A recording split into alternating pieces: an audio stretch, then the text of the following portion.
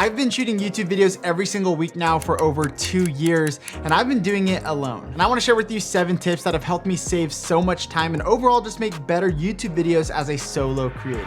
You gotta just press record. Hey guys, my name is Nolan with Think Media, and let's get into tip number 1, which is to check your shot and test your shot. This one is super important for solo creators because it's really hard shooting yourself when you don't have someone to actually be behind the camera to make sure that the audio is working, that your microphone is turned on, that the camera is recording, that you're in focus.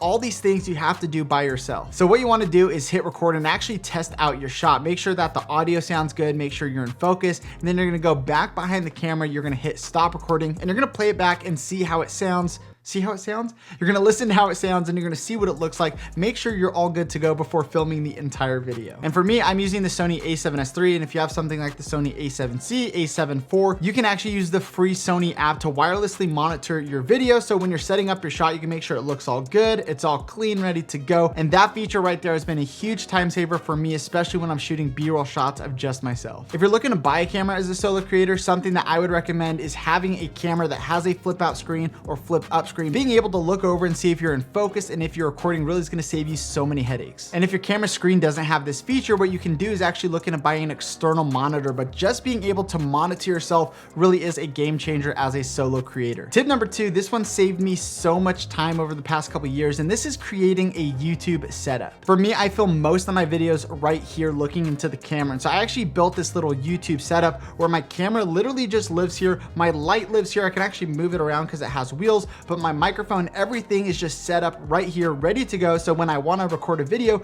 it's really easy. I don't need to set up a tripod. I don't need to set up light stands, a boom pole. Everything is just set up for me to sit down and press record. Now there's tons of ways that you can do this. You can get a rolling stand and just put everything on one stand. Or what I've really enjoyed doing in this more permanent situation is I have this Varipole that goes from the ceiling to the floor, and I have my camera mounted to it. I have my microphone mounted to it, and I used to have my light mounted to it as well. But recently I put this on wheels so that I can move it around for certain B-roll shots. And then when I'm done with the light, I can bring it right back around and it just lives right here by my YouTube setup. Tip number 3 is to shoot your coverage. And really this is a tip for shooting B-roll, but this is gonna help you a lot in editing. And what this means is basically you wanna get a wide shot and a close-up when you're shooting your B-roll. So if I were to be talking about this external monitor, you'd wanna get a wide shot where you're more farther away from it, just your normal establishing shot of the monitor, but then you'd wanna bring it closer to the camera and actually get some detail shots. If you're filming yourself for B-roll shots, you wanna apply the same method, get that wide shot, get the close up, and this is just gonna give you more options in editing, because as a solo creator to actually go out and get another B-roll shot takes a lot more time than if you have someone who's shooting for you. Tip number 4 is to get POV shots. Now this is something really cool you can do that is hands-free and it kind of goes beyond your typical coverage. These are just additional shots that you're able to use in the edit. A while ago, I was shooting a drone review and I actually just brought out my GoPro and I hooked it up to my chest. That way I just had extra shots when I was out there of me using the controller of the drone, and I got some really cool shots that I was able to use in that YouTube video. And yes, that YouTube video was shot entirely by me, but I had lots of different angles to go with because I had that POV angle. Now this works with a GoPro, but it also works with your phone. Even if you want to hook up your phone to something like the GoPro mouthpiece, you can do this and get some really cool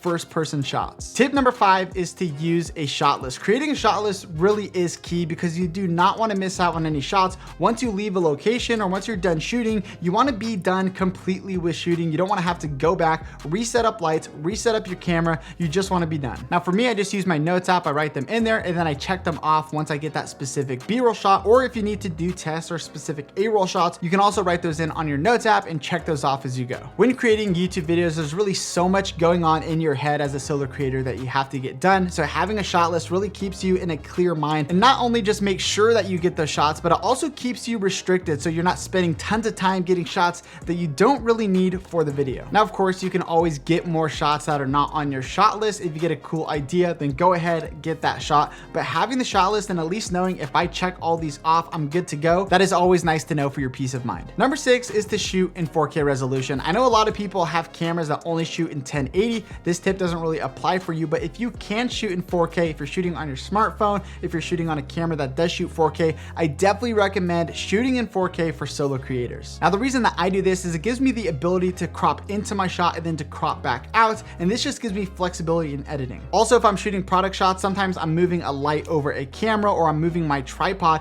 and my hands are tied up, so I don't have the hands to actually zoom in and do a zoom in my camera. So typically what I do is I just shoot in 4K and then I crop in slowly as the shot goes on, and it gives that zooming in or zooming out effect. Yes, you can do this in 1080, but when you crop in too much, the quality is going to be diminished. Whereas if you're in 4K, when you crop in, you can still get a nice 1080 image. Tip number 7 is to invest in yourself. Now, this video is not sponsored by these companies. I really just use them all the time and I found them to be super helpful, and that's why I want to share them with you guys. And the first one is going to be Storyblocks, and I use their video footage all the time for Think Media videos, and it saves me so much time. When I'm editing, typically there's a shot that I want to grab, but going out and getting it just doesn't make sense because I can't, or maybe it's a graphic, something like that. So I often go on to Storyblocks and I use a lot of their footage in Think Media videos to kind of spice things up in the edit. And so I like adding in these videos and clips into my edit because it helps keep my videos fast paced, so there's more cuts, which helps increase my average view duration on YouTube. The second resource I use all the time is Epidemic Sound,